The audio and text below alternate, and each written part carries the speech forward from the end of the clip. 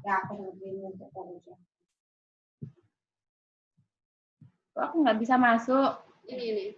Tidak bisa berikan jadi moderator. Kenapa aku kok nggak bisa masuk? Sabar baru tahu. Gue pure tahu sama persiapan dari tadi pagi. Buat persiapan prolog, bolak-balik.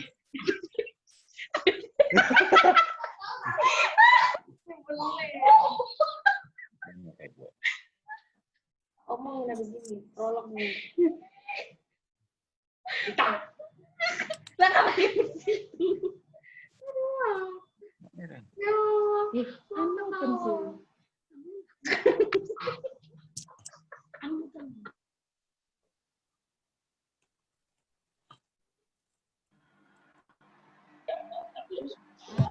Nah, ini cara berpikir kita ketika kita bicara aktif.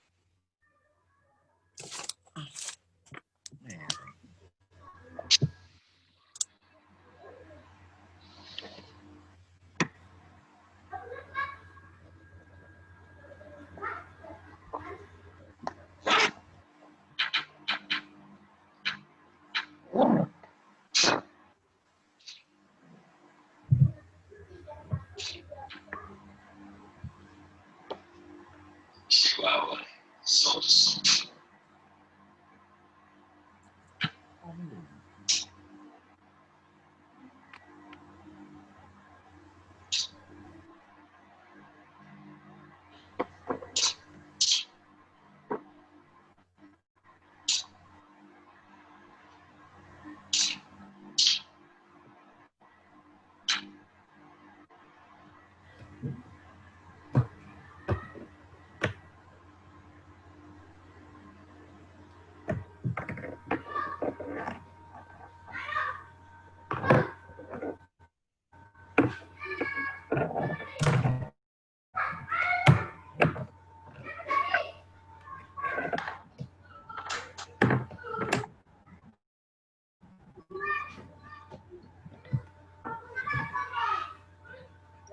Chihuahua, soltos.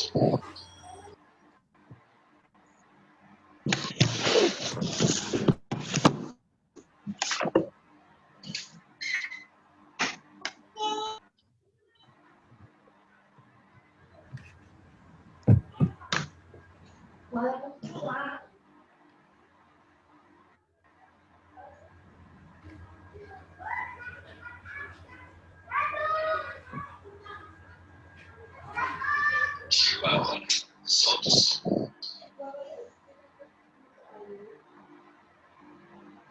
Chihuahua, soltos.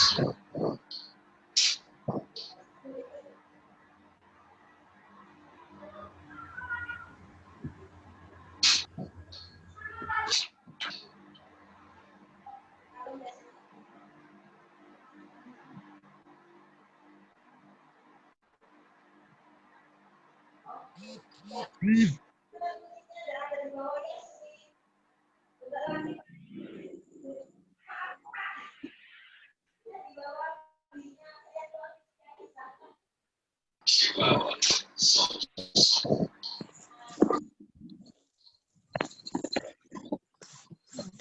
Chihuahua, soltos.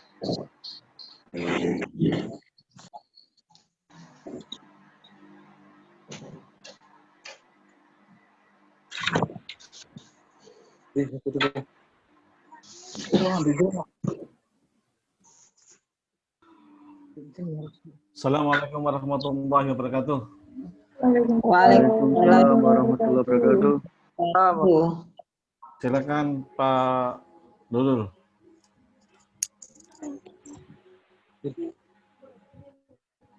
Monggo kelompok yang tampil langsung dimulai.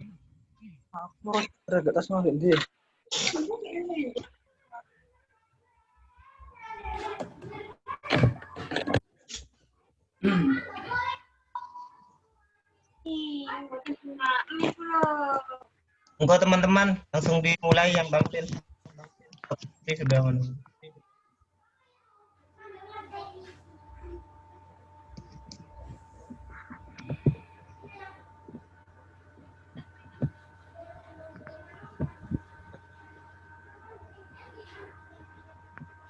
Assalamualaikum warahmatullahi wabarakatuh. Waalaikumsalam warahmatullahi wabarakatuh. Waalaikumsalam warahmatullahi wabarakatuh.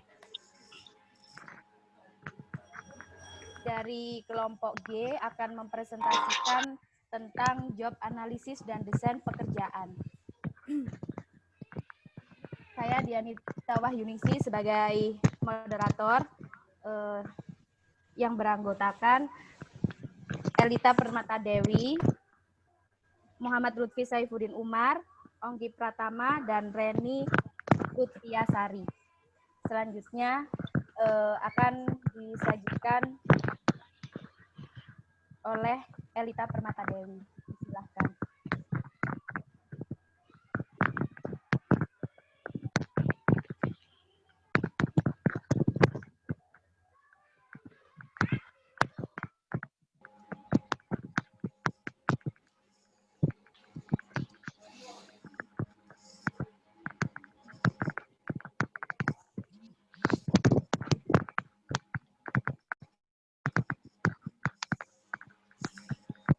Silahkan Bu Elita mana?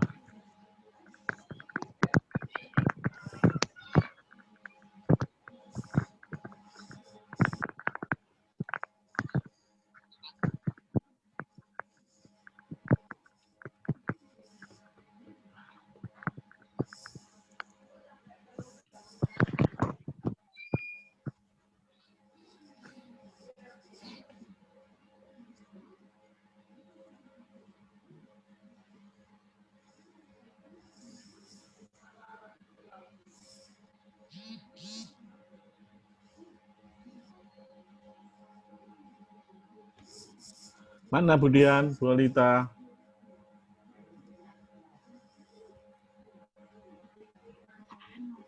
Sebentar, Pak. Kalau belum siap lainnya jangan ada Pak Lutfi, ada Bu Rini dan sebagainya.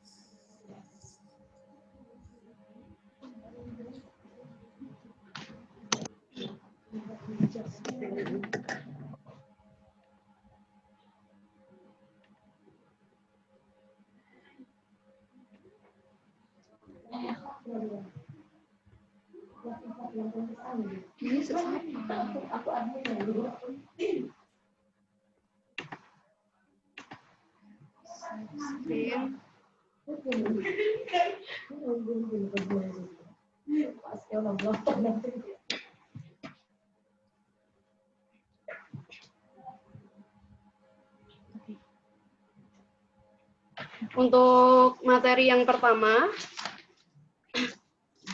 mengenai analisis pekerjaan. Kalau kita berbicara tentang pekerjaan, di mana objek utamanya itu kan kita membahas tentang manusia. Yang mana manusia ini merupakan salah satu sumber daya yang penting bagi suatu instansi, selain modal, teknologi, bahan baku, dan sebagainya. Namun, seringkali kita jumpai, bentar Pak, saya admit juga.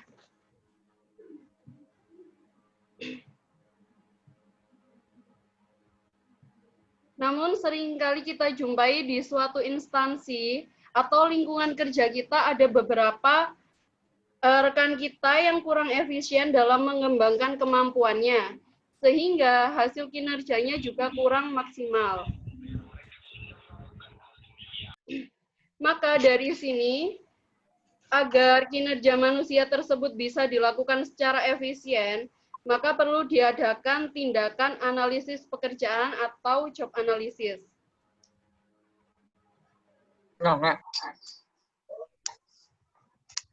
Makna dari analisis pekerjaan atau job analisis sendiri, di sini menurut beberapa ahli, saya dari kelompok kami memilih dua. Untuk yang pertama, oleh Rifai pada tahun 2004, job analisis atau analisis pekerjaan adalah menganalisis dan mendesain pekerjaan apa saja yang harus dikerjakan, bagaimana pekerjaannya, dan mengapa pekerjaan itu harus dikerjakan.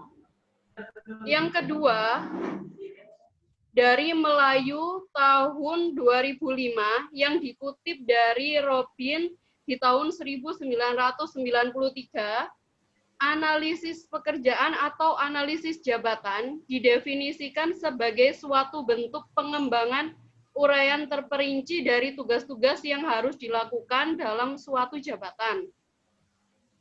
Penentuan hubungan dari suatu jabatan dengan jabatan lainnya yang ada, dan penentuan tentang pengetahuan, keterampilan, dan kemampuan-kemampuan lain yang diperlukan karyawan untuk melakukan pekerjaan secara efisien dan efektif. Sehingga, menurut kelompok kami, analisis pekerjaan sendiri memiliki arti yaitu proses penentuan tugas yang akan dilaksanakan dan metode yang digunakan untuk melaksanakan tugas serta bagaimana pekerjaan tersebut berkaitan dengan pekerjaan lainnya dalam organisasi serta menjadi salah satu faktor pendorong keberhasilan produktivitas organisasi. Ini yang bisa kami simpulkan dari analisis pekerjaan. Selanjutnya,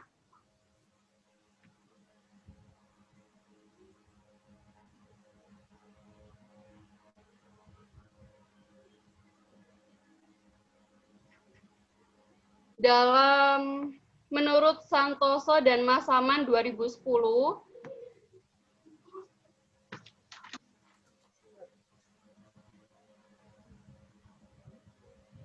bahwa analisis pekerjaan atau job analysis adalah sebuah proses untuk memahami sebuah pekerjaan berdasarkan fakta-fakta yang ditemukan melalui analisa dan kemudian menuliskannya ke dalam sebuah deskripsi pekerjaan, sehingga orang lain yang membaca dapat memahami dan menilai suatu pekerjaan tersebut.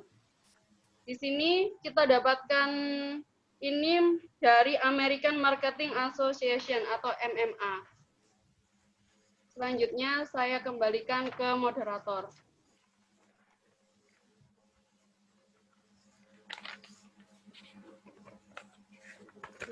Lanjut.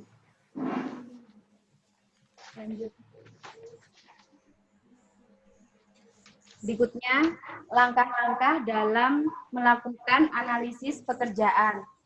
Yang pertama, yaitu mengkaji informasi internal perusahaan yang berkaitan dengan jabatan perusahaan. Hal ini harus bisa dilakukan secara keseluruhan dan berdasarkan kesesuaian jabatan dalam perusahaan. Artinya, bila informasi internal mengenai jabatan tidak benar, proses analisa belum bisa dianjurkan pada tahap selanjutnya. Jadi, informasi internal perusahaan ini berkaitan dengan jabatan perusahaan. Yang kedua, yaitu penentuan penggunaan informasi. Ketika perusahaan sudah mendapatkan informasi lengkap mengenai jabatan dalam perusahaan secara keseluruhan, seperti job desk, kualifikasi, dan yang lainnya, maka selanjutnya perusahaan mulai menentukan pemakaian informasinya. Perusahaan harus sudah memiliki tujuan yang jelas untuk informasi tersebut, sehingga informasi tersebut tidak disalahgunakan. Yang ketiga, memilih jabatan. Proses pemilihan jabatan yang akan dilakukan analisis juga sangat penting dilakukan. Jika memang yang dibutuhkan divisi dan jabatan tertentu untuk dilakukan analisis jabatan, tidak seharusnya semua divisi dalam perusahaan diikut-sertakan. Karena bila sudah jelas, akan lebih baik bila langsung menganalisis pada divisinya tanpa melibatkan divisi lain. Yang keempat, pengumpulan data. Setelah ketiga langkah di atas sudah dilakukan, hal selanjutnya yang harus perusahaan atau lembaga lakukan adalah mengumpulkan data dengan teknik analisis jabatan yang sudah dilakukan. Tentunya perusahaan akan mendapatkan data. Kemudian dikumpulkan data-data tersebut, jangan sampai tercampur oleh data perusahaan yang lain. Selanjutnya, mempersiapkan uraian jabatan.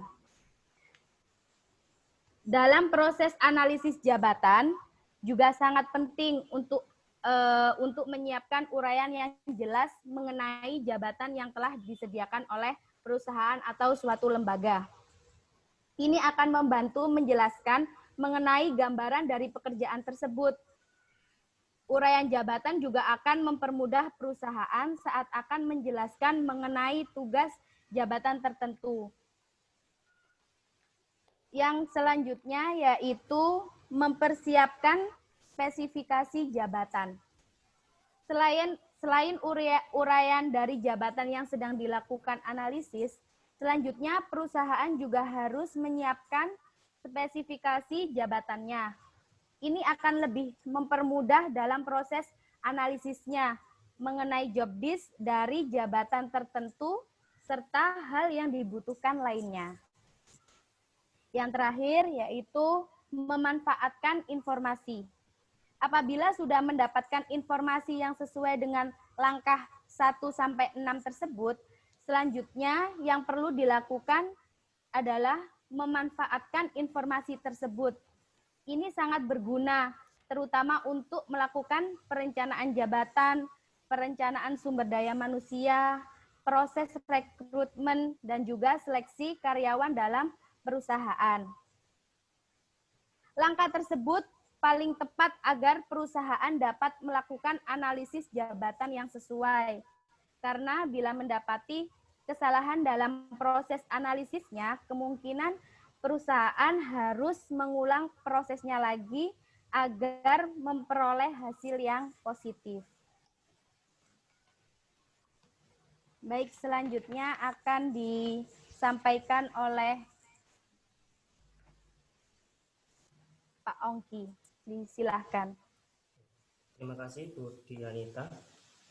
Melanjutkan presentasi dari rekan kami, sebelumnya kepada yang terhormat Bapak Sriono selaku dosen pengampu mata kuliah Manajemen Sumber Daya Manusia Lembaga Pendidikan Islam, serta teman-teman Bapak Ibu sekalian pasca sarjana Manajemen Pendidikan Islam Universitas Muhammadiyah Sidoarjo yang kami hormati.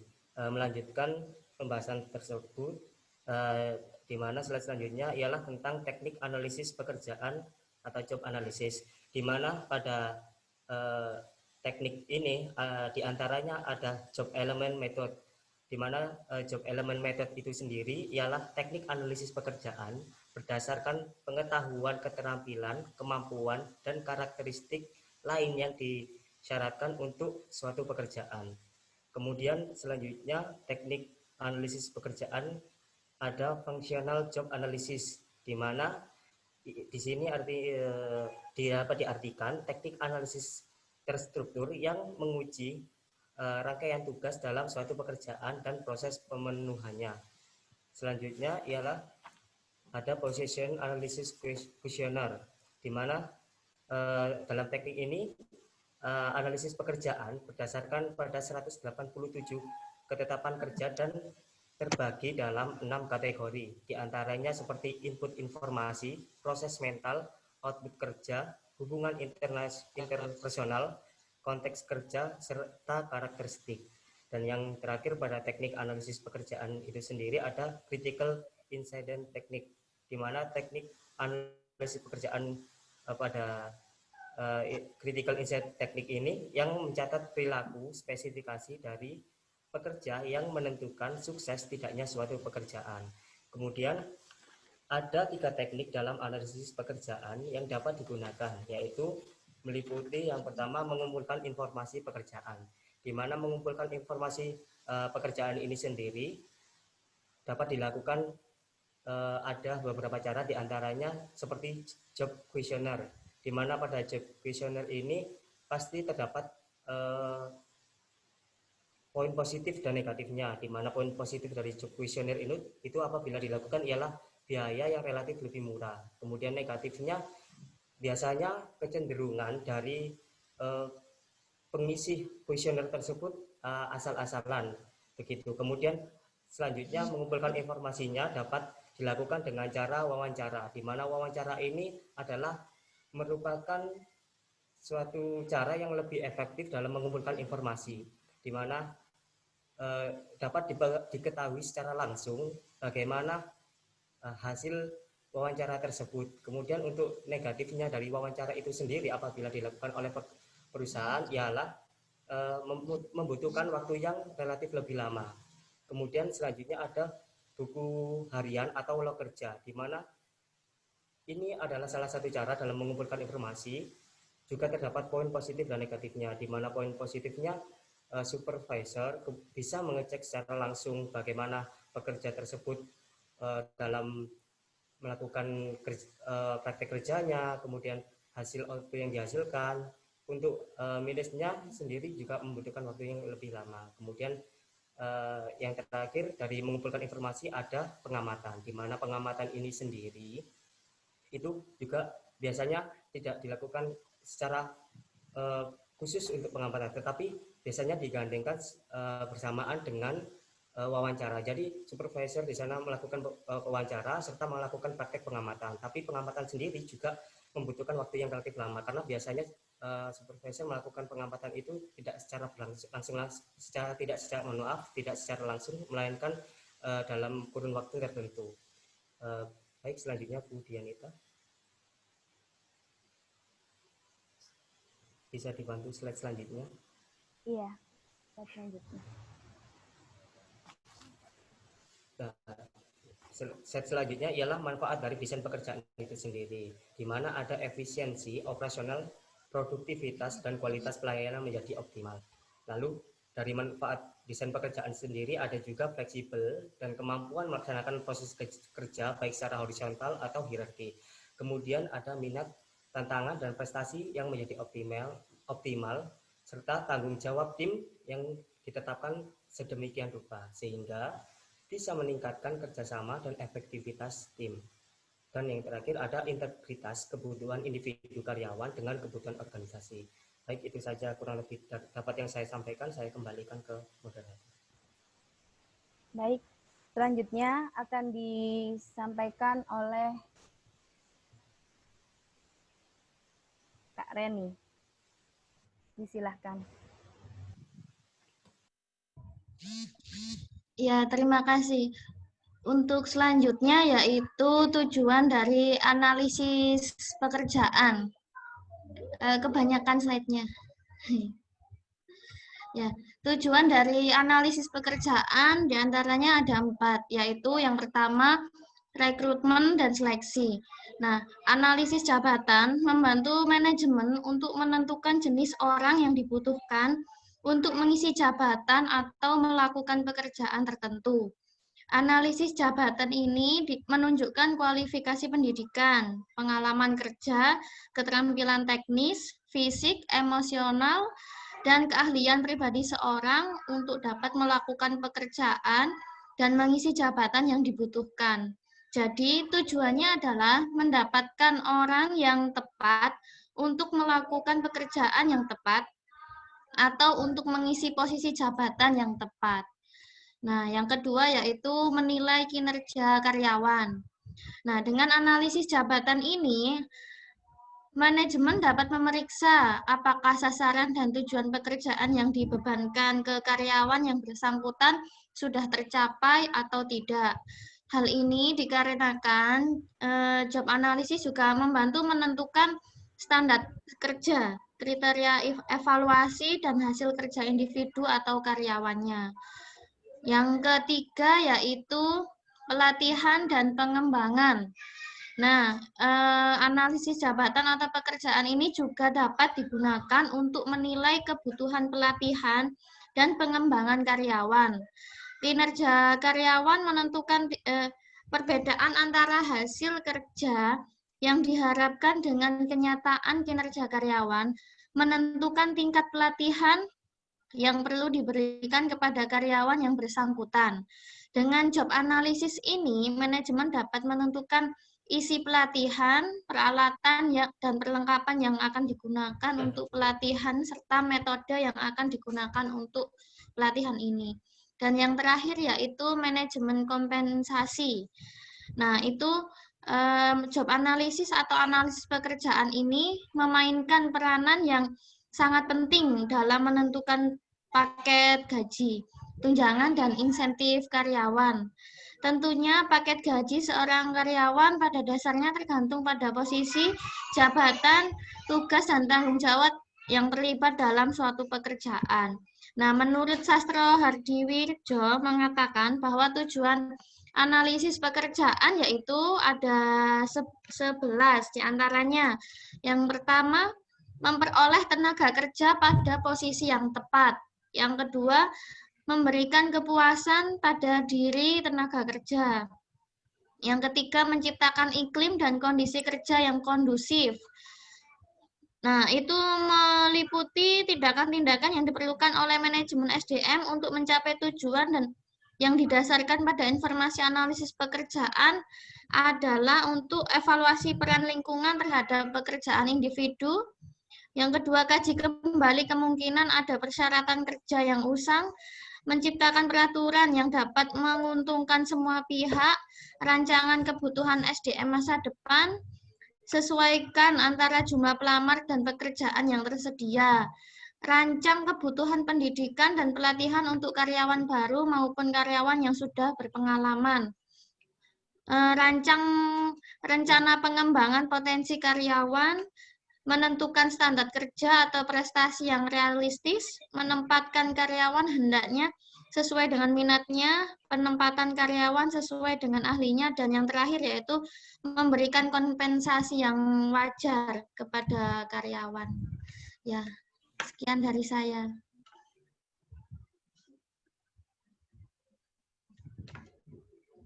Untuk selanjutnya,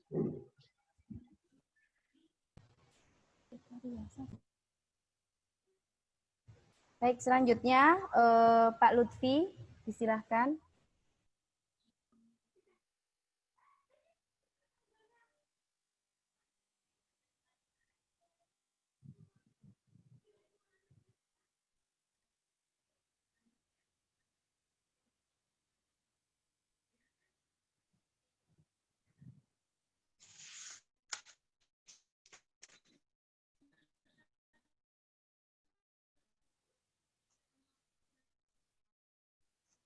Belum masuk suaranya, Pak.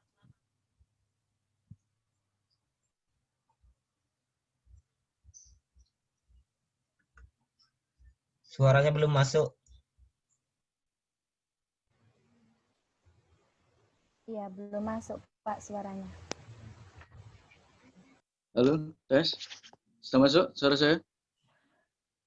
Sudah. Ya, silakan.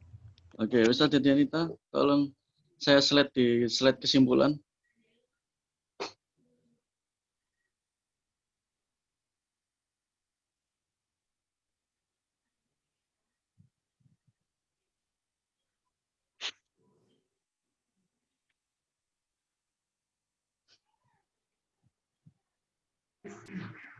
Pak Lutfi, untuk slide-nya dari uraian jabatan ya. Oh, gitu ya. Oke. Uraian jabatan dalam pencapaian kriteria analisis analisis pekerjaan. Yang pertama adalah spesifikasi jabatan. Bagaimana kita mencari orang yang cocok untuk mengisi jabatan yang kita cari. Jadi kalau seandainya kita mencari seorang TU, kira-kira seorang TU yang kita butuhkan harus memiliki kemampuan apa saja. Kita harus susun itu. Dan yang kedua, standar kinerja jabatan atau job performance standar. Jadi kita harus di dalam uraian jabatan atau dalam job description itu harus mengandung yang namanya target, tujuan jabatan. Jadi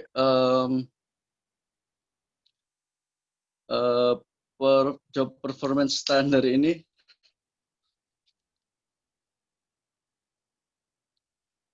jadi orang yang sudah kita masukkan ke dalam personel kita itu harus memiliki standar, kalau sudah bekerja harus memiliki standar kinerja yang kita tentukan. Kalau guru harus mengumpulkan perangkat, lalu memiliki gaya mengajar yang dapat diterima oleh siswa-siswinya, dan dapat membimbing anak-anak dan memberikan pelajaran kepada anak-anak. Lalu desain pekerjaan. Desain pekerjaan ini adalah yang kita lakukan dalam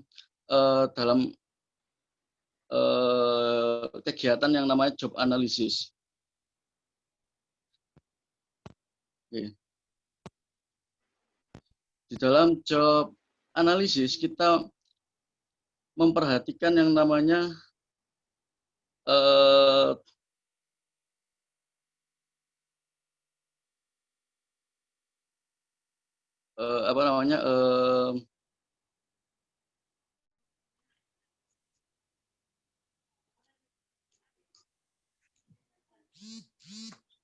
job design kita, ya. Jadi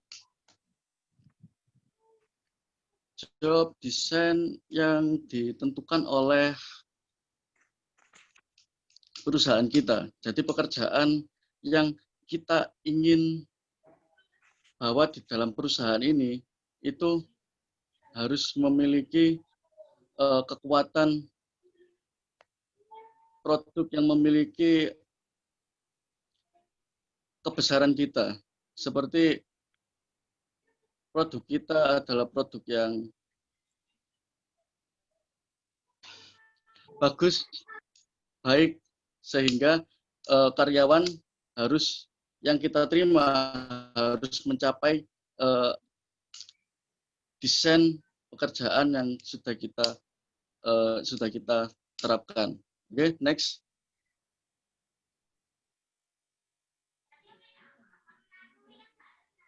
Oke. Kesimpulan. Dalam sebuah organisasi kita memerlukan struktur organisasi. Jadi ini saya akan flashback sebentar ke belakang. Jadi dalam organisasi kita membutuhkan struktur organisasi, dan struktur organisasi nanti akan kita isi. Nah, pada saat penentuan mengisi jabatan tersebut, itu kita dapat menggunakan metode rapat internal dengan para pimpinan dan rapat eksternal dengan mengundang ahli job analisis. Jika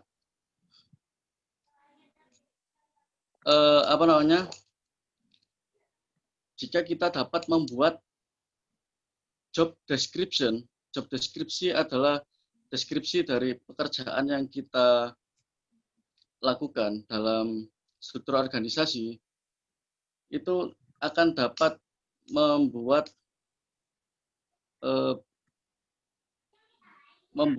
pekerja kita atau pemegang jabatan kita menjadi lebih berhasil,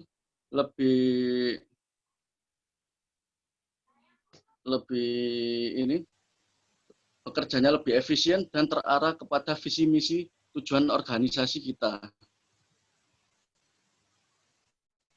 Oke, cukup dari saya. Mungkin saya kembalikan kepada moderator. Ustazah Dianita. Ya, baik, terima kasih. Demikian presentasi dari kami. Jika ada pertanyaan atau sanggahan, monggo silahkan.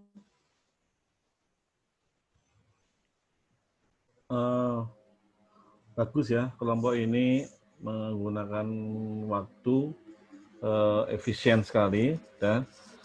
Karena memang topiknya, saya pikir topiknya sebenarnya panjang ya. Topiknya ini panjang karena topik ini adalah sesuatu yang harus diketahui dalam rangka kita mau meletakkan seseorang dalam suatu pekerjaan. Sehingga ada job analysis-nya kayak apa ini. Orang ini, kalau kita punya kandidat, ada pemilihan kepala sekolah gitu ya, kemudian job analysis-nya kayak apa. Kemudian disesuaikan dengan orang yang kandidat itu. Kemudian kita deskripsikan. Yang sulit adalah biasanya di job deskripsi ini. Makanya tadi bilang Pak Lutfi ceritakan bahwa memang job deskripsi ini tidak semudah memang yang dibayangkan. Karena pada saat kita bikin job deskripsi ini harus disesuaikan dengan job analisis yang ada. Jangan sampai pada saat bikin job deskripsi ini ada beberapa elemen yang tidak tercover di dalam deskripsi itu. Sehingga akhirnya posisi itu dipegang orang yang tidak paham pada posisi yang memang tidak kita analisa tadi. Jadi urutannya seperti itu. Kemudian setelah itu baru muncul job spesifikasi, habis itu muncul kemudian job performance, kemudian job design, dan terakhir ada job evaluasi. Dari rangkaian inilah memang yang tidak gampang yang seperti dibayangkan oleh kelompok ini sesimpel itu. Tapi ini dari pengalaman beberapa sekolah memang biasanya untuk mencari job analysis yang sesuai itu ada kendala, ada gap antara ketersediaan personil dengan job analisis yang ada. Biasanya begitu. Ini sehingga muncullah beberapa rekayasa-rekayasa untuk bisa memenuhi bagaimana job analisis yang ada ini dengan deskripsi yang ada bisa dipegang oleh seseorang yang notabene orang ini memang belum sesuai untuk job analisis ini sebenarnya. Tapi karena kondisi yang seperti itu, maka biasanya dipilih, setelah dipilih dilakukan penguatan, ada strengthening kompetensi terhadap orang tersebut dan melakukan beberapa seperti diklat, beberapa kegiatan tambahan di luar sekolah yang bisa memperkaya orang tersebut sehingga job deskripsi yang dibutuhkan oleh sekolah ini bisa dipenuhi oleh orang tersebut. Jadi memang job analisis penting, menempatkan orang the right man on the right place, the right man on the right condition itu memang sangat penting. Tapi ya itu saya kasih tahu bahwa ini tidak semudah yang dibayangkan. Bagaimana kalau kita ingin dapat yang sesuai, ya itu tadi berarti ada semacam brainstorming dari stakeholder sekolah yang sesuai. Jadi beberapa orang dikumpulkan senior, kemudian tiba-tiba kepala sekolah yang di tempat kita kayak apa sih yang cocok ini. Kalau kandidatnya seperti ini, yang cocok disesuaikan seperti apa supaya tidak terjadi misunderstanding atau ada lag position yang menyebabkan sekolah itu dipegang oleh orang yang memang kurang sesuai. Tapi bagaimana juga di suatu sekolah ini biasanya banyak pertimbangan-pertimbangan yang sifatnya saya tarik kutip sifatnya ya pendekatan yang lebih ke arah demi ketenangan sekolah, demi kelancaran, banyak pertimbangan-pertimbangan yang kadang-kadang untuk beberapa personal yang mempunyai gagasan bagus ini tidak sesuai ya. Tapi kadang-kadang memang itulah ya, dunia di dalam lembaga itu memang banyak pertimbangan-pertimbangan yang biasanya dipakai, yang justru pertimbangan itu kadang-kadang irasional ya. Tapi itulah struktur jabatan job analysis itu seperti itu. Tapi itu harus dimaklumi karena memang pada saat kita melakukan suatu kegiatan di lembaga, memang biasanya ada sesuatu yang harus didahulukan, diprioritaskan dalam jangka tertentu, kemudian setelah itu baru dikembalikan pada kondisi normal. Itu kira-kira tambahan dari saya. Silakan Pak Nurul di guidance untuk pertanyaan dengan Budianita. Silakan Bu Dianita untuk di guidance orang-orang untuk pertanyaan. Baik, Pak. Baik, teman-teman. Monggo, silakan yang mau bertanya. Saya, Bu. Pak Amam. Oke. Monggo. Terima kasih. Bismillahirrahmanirrahim. Assalamualaikum warahmatullahi wabarakatuh. Ya, Pak Aman ya? Oke, Pak Amam Fahrur. Pak. Ya, silakan Pak Amam. Oke, dalam analisis pekerjaan tadi disebutkan bahwa ada poin rekrutmen, ya, bahwa rekrutmen yang kemudian kita ketahui adalah suatu hal yang sangat vital karena memang dalam rekrutmen itulah nanti kita tahu bagaimana kemudian sekolah itu bisa berkembang.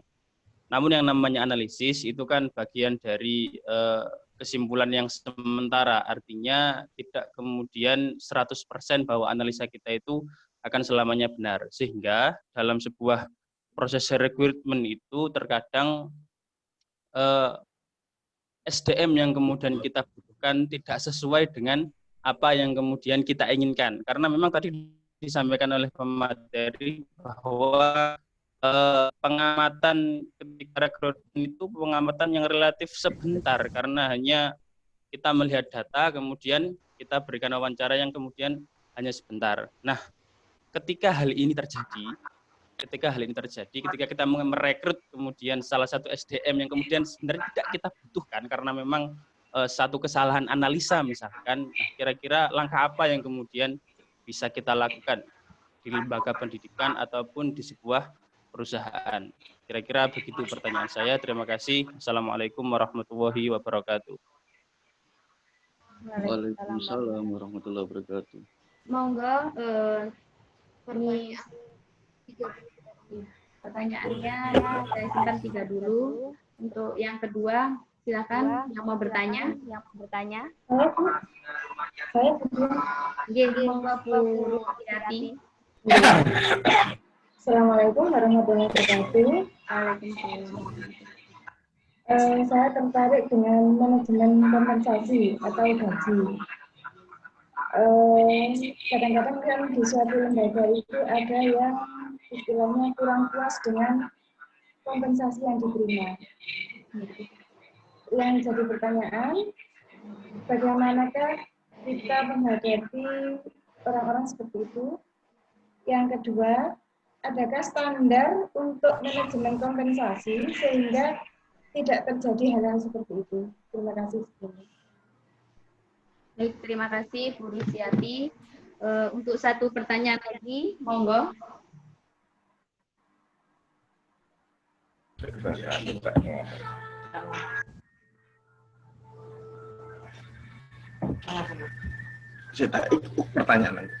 Halo, saya Bu. Iya, oke. Monggo Pak Taufik. Gini, di dalam organisasi, ya, terutama sekolah, seringkali kan memang sudah ada struktur-struktur yang sudah mungkin dianggap permanen. Padahal seringkali kalau kita analisa, ya, pekerjaan-pekerjaan itu ternyata sangat tidak sesuai dengan struktur yang ada. Nah, ketika kita contoh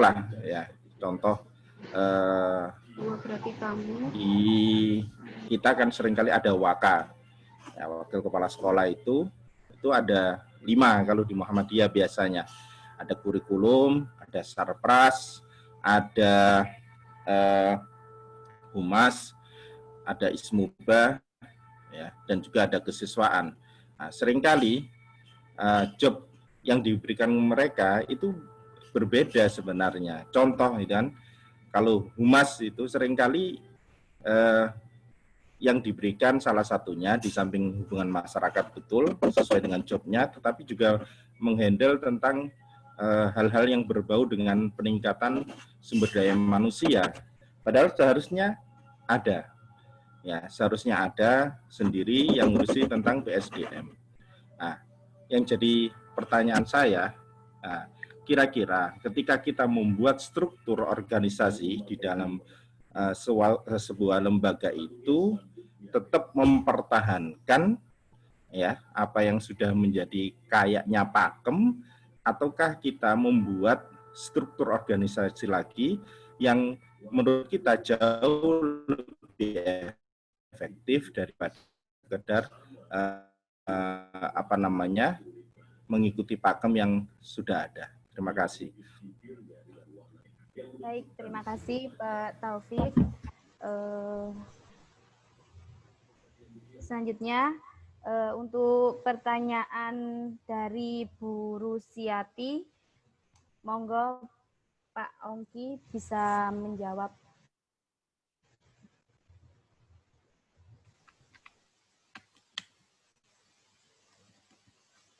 Baik, terima kasih untuk pertanyaan dari Bu Rusiati terkait tentang manajemen kompensasi Bu ya. Dunia aksen Terkait manajemen kompensasi ini dari kasus Ibu, yang pertama tadi bagaimana menghadapi Bapak Ibu yang seperti itu, ya kita sebagai mungkin dari pihak perusahaan atau organisasi itu sendiri menjelaskan terlebih dahulu kompensasi yang perlu ditegaskan di sini kan ada dua sebenarnya, di mana kompensasi itu sendiri ada direct compensation atau secara langsung ataupun indirect compensation, yaitu secara tidak langsung. Di mana yang direct compensation itu berkenaan dengan pekerjaan dan kinerja, sedangkan indirect atau compensation tadi itu tidak berkenaan dengan pekerjaan atau kinerja, atau bahasa lebih gampangnya terkait tentang kalau direct itu financial compensation, kalau indirect terkait dengan non financial compensation. Jadi kalau dapat dikatakan yang kompensasi itu dilihat dari gaji kan Bu, gaji yang didapatkan bisa tiap bulan atau tiap minggu atau catur bulan atau yang per tahun. Kemudian upah terkait jam kerja serta bisa juga insentif yaitu di atas target sendiri. Kemudian kalau yang indirect tadi bisa seperti asuransi jiwa, kemudian kesehatan, lalu bisa juga perumahan. Jadi terkait tentang kalau komplainnya Bapak Ibu tentang kompensasi, dilihat dulu itu terkait kompensasi yang mana dulu, ditegaskan dulu. Jadi tidak bisa disamaratakan atau komplain itu diterima secara mentah-mentah. Jadi ditelaah terlebih dahulu apakah Bapak Ibu yang komplain tersebut kinerjanya sudah sesuai, dari bisa dilihat dari catatan atau catatannya kinerjanya, prospek untuk pencapaian targetnya. Kemudian kalaupun sudah mencapai, kalau dibandingkan dengan rekannya yang lain, kalaupun rekannya yang lain mendapatkan kompensasi yang lebih, itu kan berarti dia sudah mencapai atau melebihi target itu sendiri. Jadi dilihat dulu Bu, kompensasinya itu sendiri tidak bisa dibandingkan satu orang dengan orang lain itu sama, tergantung pribadinya masing-masing dari hasil kinerjanya. Kemudian atau mungkin bisa Ibu itu melihat kalau semisal gaji saya kok berkurang ya, maksudnya lebih sedikit sedangkan kinerja saya lebih besar daripada dia, padahal supervisor di situ kan bisa menilai hasil kinerjanya. Kemudian mungkin Ibu itu tidak mendapatkan kompensasi berupa gaji yang besar, tetapi ada seperti apa ya, asuransi atau kesehatan atau yang lainnya, kurang lebih seperti itu Bu. Kemudian kalau untuk pertanyaan kedua terkait apakah ada standar untuk manajemen kompensasi sehingga tidak terjadi hal-hal seperti ini, saya rasa ada Bu, kami rasa ada. Seperti yang tadi pada teknik tadi ada pada yang fungsional analisis job, di situ kan teknik analisis terstruktur yang menguji rangkaian tugas dalam suatu pekerjaan dan proses pemenuhannya, di mana di situ terdapat occupational information network atau ONET yang terbaru. Jadi di situ menyediakan informasi baik pekerjaan, gaji, pelatihan, persyaratan kerja, dan ini sedang giat-giatnya dilakukan oleh pemerintah. Jadi terkait standar itu pastinya ada Ibu. Kurang lebih jawaban yang dapat kami sampaikan itu, mungkin nanti bisa ditambahkan oleh rekan-rekan lainnya. Terima kasih. Bagaimana Bu Rusiati? Bisa diterima. Baik, terima kasih. Nanti kalau kurang puas bisa dipuasi di luar kelas Bu ya. Oh, nggih, Pak, siap. Baik, selanjutnya saya akan menjawab pertanyaan dari Pak Amam, yaitu langkah apa yang kemudian harus kita lakukan untuk meminimalisasi terjadinya ketimpangan kebutuhan karyawan di sebuah lembaga. Jadi langkah yang diambil yaitu kepala sekolah menganalisis kekosongan di dalam lembaganya. Nah, setelah mendapatkan kriteria yang dibutuhkan dalam lembaga itu, maka kepala sekolah bisa merapatkan dengan waka-waka yang ada di lembaga itu. Nah, dari rapat tersebut maka bisa diambil keputusan untuk merekrutmen guru yang dibutuhkan di suatu lembaga tersebut.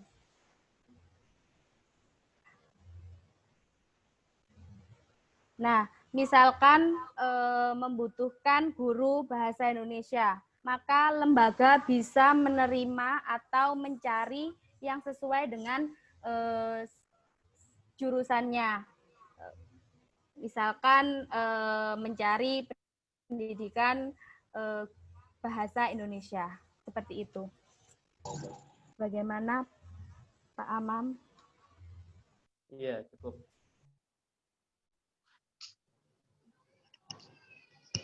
Baik, selanjutnya pertanyaan dari Pak Taufik akan disampaikan oleh Pak Lutfi. Ya. Terima kasih. Assalamualaikum Pak Taufik. Waalaikumsalam Pak Lutfi. Pertanyaan tadi, kadang tugas di Waka itu nggak nyambung gitu ya.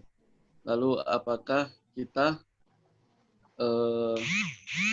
tetap gitu aja atau kita rubah gitu ya? Ya, Oke, Pak Lutfi. Ya. Kalau menurut saya Pak ya, penentuan tugas kepala sekolah lalu dan jajaran-jajarannya sampai ke tingkat terendah itu ada dua cara untuk menentukannya, yaitu pakai karena kita ada di bawah Kementerian Pendidikan dan Kebudayaan, maka kita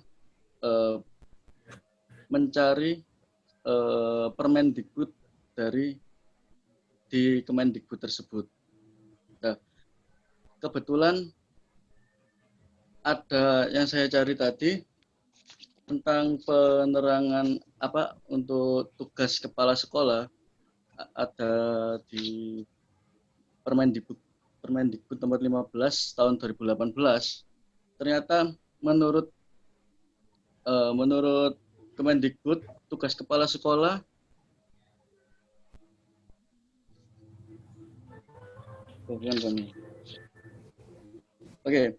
jabatan Waka paling banyak itu hanya 3 menurut Kemendikbud. Permendikbud nomor 15 nomor tahun 2018. Nah, kalau lebih dari 3 itu tidak diperbolehkan. Mungkin nanti bisa di-download sendiri Permendikbudnya, dan banyak Permendikbud yang menerangkan tentang job deskripsi yang ada di dalam sekolahan kita. Jadi itu bisa dijadikan referensi. Lalu cara pikir yang kedua, kita berpikir tentang efisiensi dan kemajuan lembaga kita. Jadi apa yang perlu kita lakukan untuk mempercepat keberhasilan lembaga kita, itu boleh kita lakukan. Jadi kita dapat mendesain jabatan-jabatan tertentu yang menurut kita harus diadakan. Kalau tadi kata jenengan di Muhammadiyah ada 5 jabatan Waka, ada Waka Kurikulum, ada Waka Sarpras, Kesiswaan, Ismuba, dan Humas. Gitu. Mungkin kalau membutuhkan tambahan lagi, itu bisa ditambahkan, tetapi memperhatikan 4 dimensi dari strategi based scorecard, yaitu strategi yang saya baca dari buku Ruslan. Saya lupa Pak ya. Ini tapi saya catat. Kita dalam penentuan seluruh keputusan yang ada di dalam lembaga itu kita harus menentukan pola perspektif, pertama biaya, lalu kedua mutu, ketiga waktu, yang keempat inovatif. Jadi apakah biaya kita mencukupi untuk menambahkan jabatan baru untuk mengurusi suatu suatu tugas tertentu yang kita ingin capai, kita ingin lakukan. Lalu yang kedua, apakah mutu yang apakah kalau ada jabatan tersebut kita dapat meningkatkan mutu, meningkatkan kecepatan ketercapaian ketujuan kita. Yang ketiga, waktunya. Apakah kita bisa harus menggunakan strategi ini sekarang atau waktu lain pada saat kita memang betul-betul membutuhkan terobosan-terobosan. Lalu yang keempat, inovasi. Jadi kita belajar dari peristiwa sebelum-sebelumnya yang ada di sekolahan kita. Jadi sejarahnya kita pelajari, apakah kita perlu untuk melakukan tindakan ini atau menambahkan sebuah jabatan atau tidak. Dan itu semua yang saya katakan tadi tergantung rapat jenengan dengan jajaran jenengan, gitu Pak Taufik. Terima kasih. Baik. Silakan Pak Lutfi. Ya, silakan. Jadi Pak Taufik. Ya. Monggo. Jadi ketika 4 dimensi tadi terpenuhi, maka lebih baik kita memodif berarti ya. Iya, memodif. Pak. Iya. Jadi tidak mempertahankan pakem ya. Atau yang seolah-olah pakem. Kalau tadi kan wakah hanya 3. Bahkan kalau di Permendikbud itu kalau nggak salah sekian rombel wakanya hanya segini, seperti itu. Ya, padahal kebutuhan kita lebih besar. Gitu. Berarti kalau 4 dimensi itu terpenuhi, maka lebih baik nambah atau memodifikasi struktur organisasi sekolah kita itu. Jadi seperti itu. Oke, ya Pak. Oke, terima kasih Pak Lutfi. Iya, sama-sama.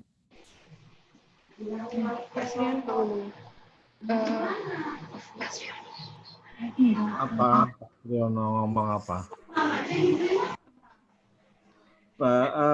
Gini Bu, tiga pertanyaan. Saya tertarik ini pertanyaannya Pak Taufik tadi bagus ya. Pertanyaan Pak Taufik itu sangat bagus ya. Saya nilai ini kita belajar di Muhammadiyah ya. Saya langsung aja di Muhammadiyah. Jadi di Muhammadiyah itu kan kita itu dengan pemerintah itu kan kita merasa itu lebih tinggi dari pemerintah. Kenapa begitu? Di pemerintah itu yang dikenal Tridharma ya, Tridharma itu. Kalau kita kan mengenal Pancadharma ya. Jadi kita mikirnya itu lebih kompleks dibandingkan yang jadi pemerintah. Kayak tadi Permendikbud tadi ya, contohnya itu Waka cuma 3. Tapi di Muhammadiyah bisa 4, bisa 5 itu ya. Nah, memang Muhammadiyah memang selalu untuk pendidikan selalu melangkah ke depan, selalu begitu. Maka tadi yang dibilang Pak Lutfi tadi, modifikasi tadi, itu sebenarnya ada hubungannya dengan efisiensi. Nanti efisiensi, modifikasi, kemudian dihubungkan dengan balance scorecard. Balance scorecard itu kan sebenarnya kalau boleh saya sampaikan, itu kan suatu penilaian yang dinilai dari beberapa perspektif. Ada mutu, ada kemudian ada pelanggan, macam-macam perspektifnya. Nah, penilaian berdasarkan perspektif itulah maka makanya muncul 4 tadi, 4 waka atau 5 waka. Sehingga kalau mau apakah pakemnya ini sesuai gitu ya, yang dibilang Pak Taufik itu. Jadi sebenarnya pakem itu kan yang bentukan kita sendiri. Berarti pada saat pakem itu dibentuk, maka di dalam analisis deskripsi di masing-masing pakem itu, ada nggak kira-kira yang lewat gitu.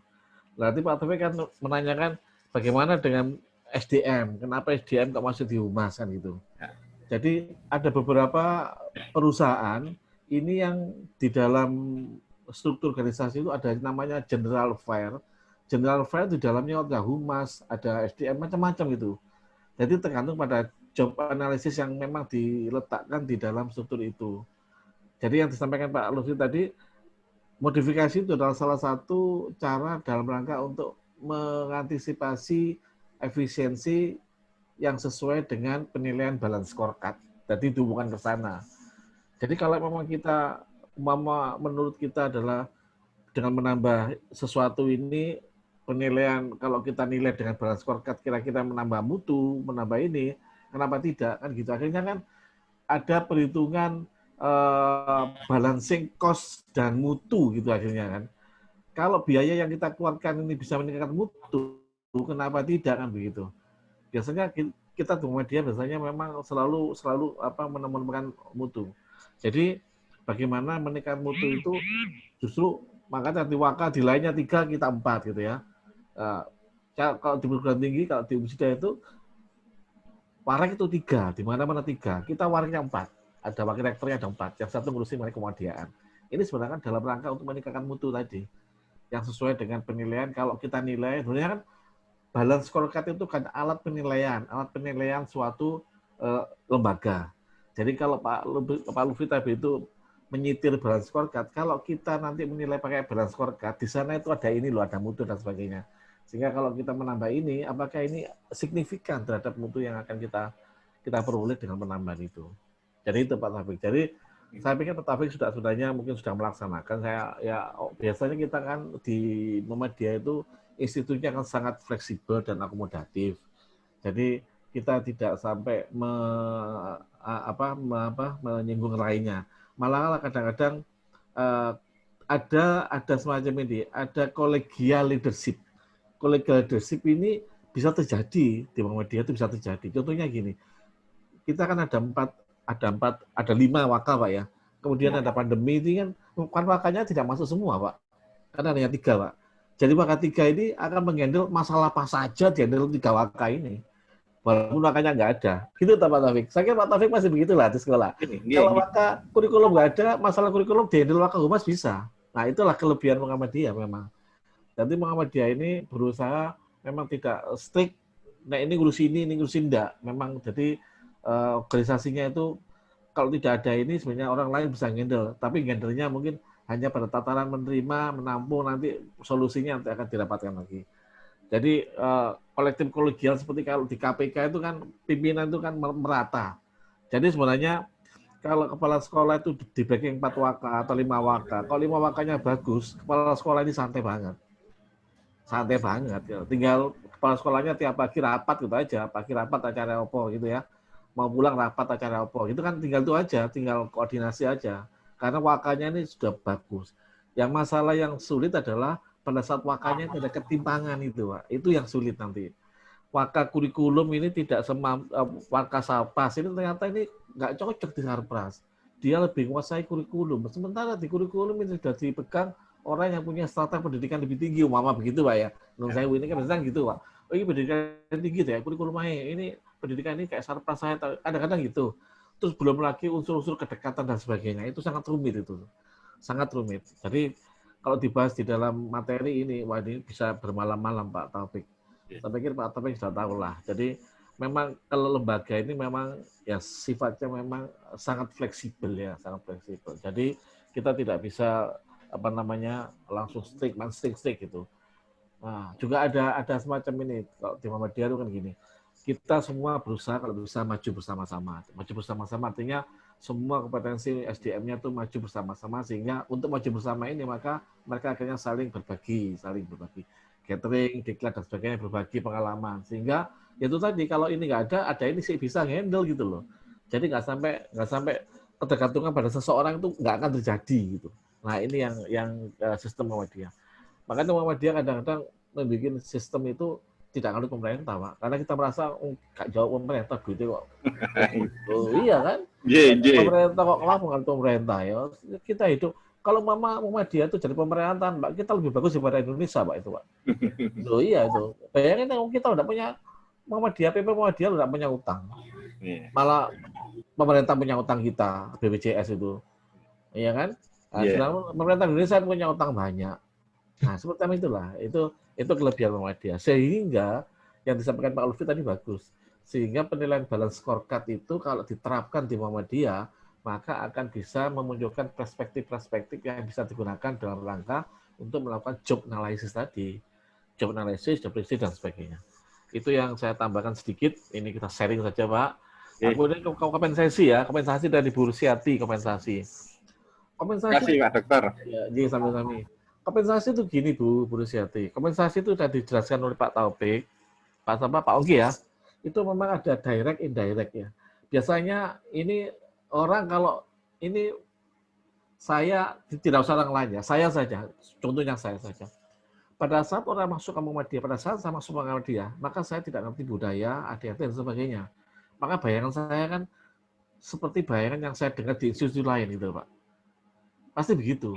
Nah, pada saat rekrutmen, saat itulah maka dikenalkan mengenai Muhammadiyah. Jadi jangan sampai orang masuk itu terus bermasalah, akhirnya dia masuk sebentar keluar lagi. Itu yang rugi, sebenarnya yang rugi Muhammadiyah. Kenapa? Terus kadang rekrut gitu kan, sudah menyingkirkan orang banyak, ternyata orang yang diambil kok begitu gitu kan.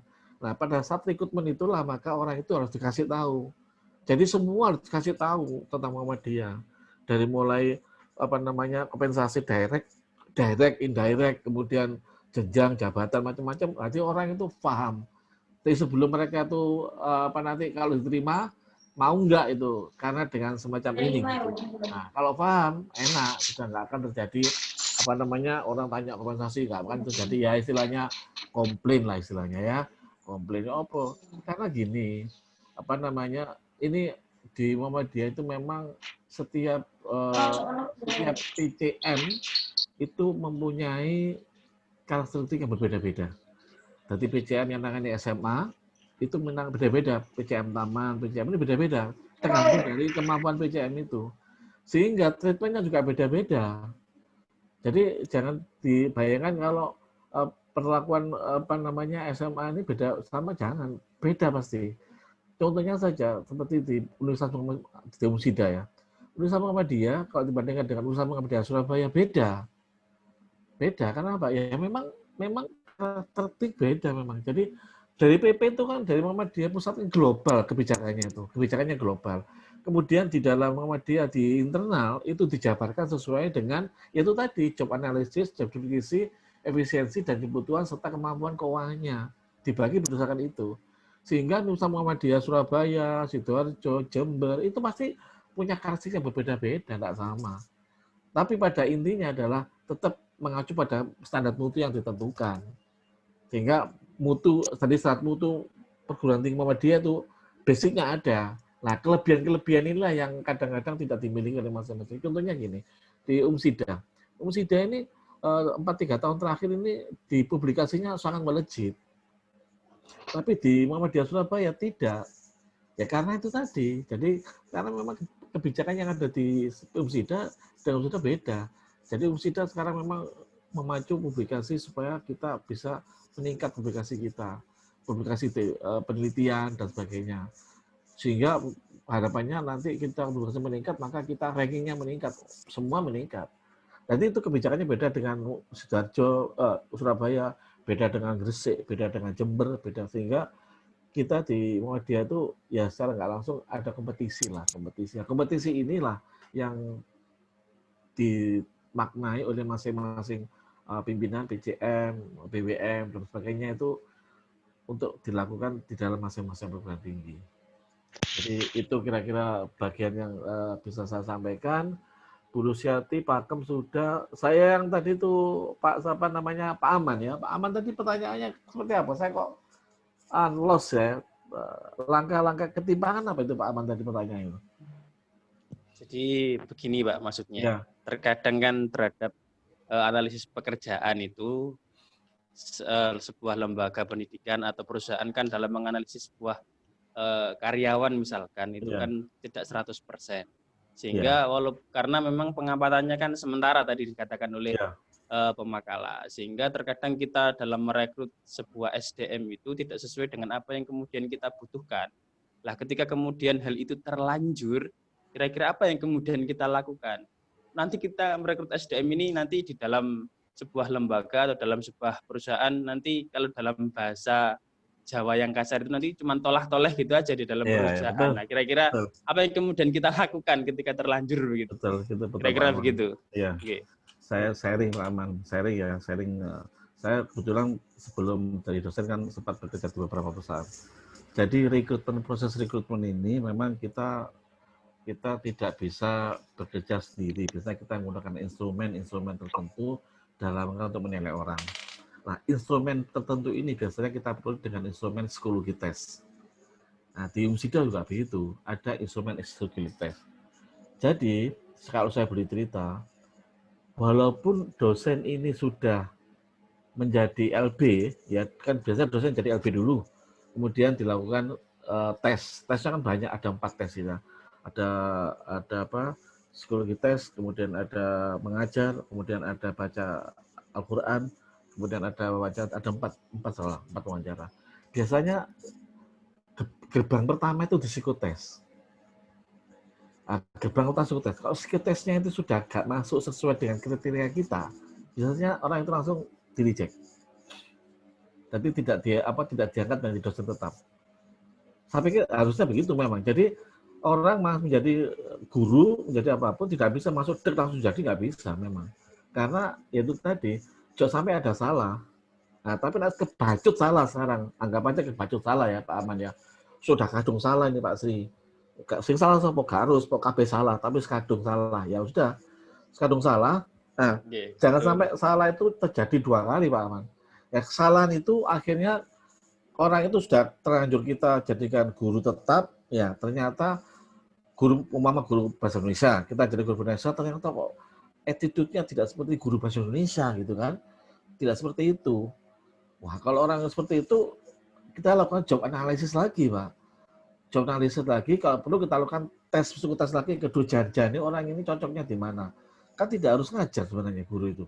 Mungkin ngajarnya dikurangi sedikit, dia ditaruh di dalam unit coaching atau di mana gitu. Tapi ngajarnya dikit saja. Kan sebenarnya sama saja itu.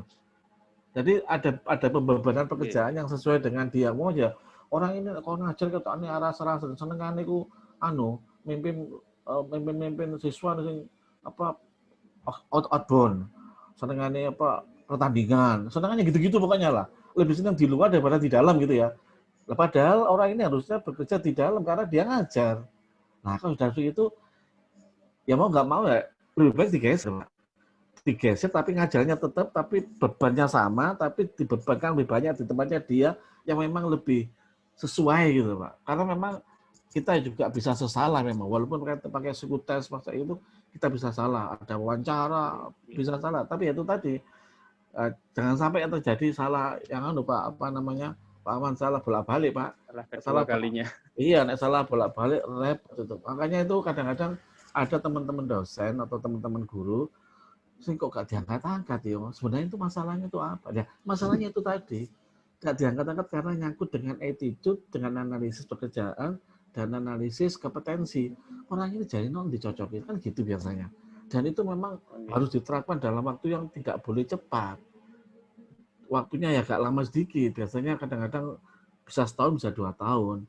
Sehingga itu juga sambil menguji orang ini kan. Kalau orang ini memang istiqomah dan serius, ya pasti dia bertahan sampai dia dilakukan tes kan. Biasanya selama 2 tahun kan dibiarkan ngajar terus, ngajar dikasih tugas tambahan, ngajar tambahan terus sampai tahun kedua, oke, orang ini coba dites cocok nggak jadi dosen, jadi guru tetap. Kalau cocok ya boleh masuk. Pasti begitu biasanya. Tidak mungkin langsung masuk. Nggak tahu ya itu kalau ada unsur, ya itu tadi unsur lain-lainnya nggak tahu saya. Tapi kalau semacam yang normalnya begitu Pak Amam. Jadi jangan karena apa begitu jangan ngasih orang itu bahasa menetap begitu ada salah, nah ini yang nanggung orang banyak. Nah supaya nggak ada salah ya itu tadi orang ini dicoba dalam waktu sampai kalau di dosen itu bisa sampai 2 tahun Pak. Jadi ngajar dulu LB dulu, kasih LB dulu ngajar tahun semester kedua dilihat oh bagus ngajarnya, si rajin semester ketiga dilihat mulai dikasih SK masih yang tetap gitu ya, belum tetap gedok tetap gitu. Biasanya begitu. Itu sebenarnya dalam rangka untuk mengetahui, yaitu tadi Pak Aman yang bilang ada job analysis, job deskripsi, job spesifikasi, sesuai enggak itu. Jadi lebih baik mundur sedikit ya, tapi shift daripada buru-buru tapi ketabrak-tabrak Pak Aman. Ya, saya pikir itu. Siap. Saya pikir ini sudah 8:30. Pak Nurul, silakan kalau nggak ada ditutup. Kita akhiri. Ya, silakan. Baik, terima kasih Pak Sugiono untuk tambahannya. Sekian presentasi dari kami. Mohon maaf bila ada salah kata. Sekian. Assalamualaikum warahmatullahi wabarakatuh. Waalaikumsalam warahmatullahi wabarakatuh. Silakan Pak Nurul. Pak Dr. Suryono. Pak Nurul ditutup dengan kita tutup dengan kafaratul majlis. Alhamdulillah asyhadu alla ilaha illa anta astaghfiruka wa atubu ilaik. Ya. Terima kasih semuanya. Terima kasih Pak Dokter. Terima kasih Pak. Terima kasih Pak. Terima kasih. Pak Nurul, Pak Nurul. Halo. Mungkin diingatkan teman-teman tugasnya Bu Isti. Ya. Tanggal 6, silakan sudah ada linknya ya, saya share. Jam berapa terakhir pengumpulannya? Tanggal 6. Jam 24 mungkin. 24.00 ya Ustadz ya. Dan kebetulan yang tampil minggu ini dapat 2 tugas ya. Ini ya. Kelompok EDW. Kelompok G semangat. Bagus kok. Ya, bagus. Sudah, silakan boleh live. Terima kasih teman-teman. Sama-sama. Pak Lutfi grogi, Pak Lutfi tadi.